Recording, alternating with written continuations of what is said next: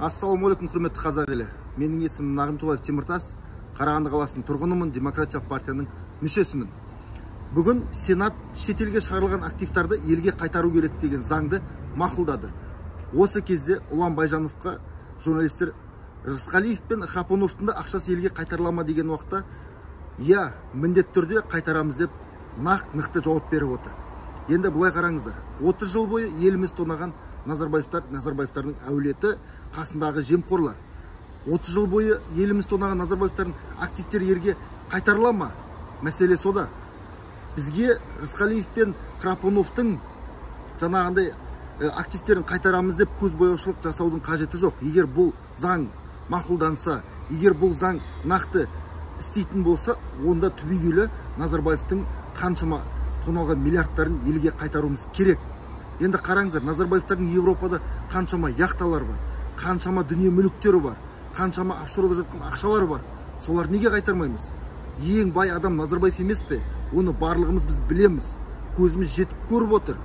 Назарбаевты тергеудің өзі де қажет жоқ. Осы елдің ішінде жүрген соның айналасындағы азаматтарды бәрін шетелге шығармай, осы елде ұстап тергеу жүргізсе, мен ойымша түк қиындық туғызбайтын сияқты.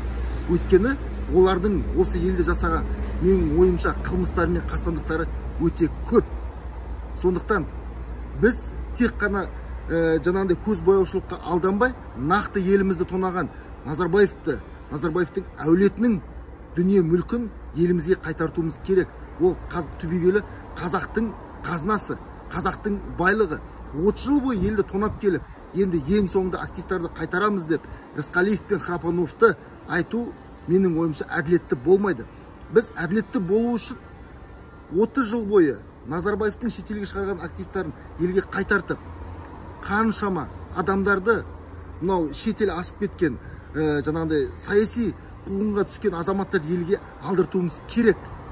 Өйткені олардың барлығы осы Назарбаевтың режиміне қорыққаннан кетіп қалды.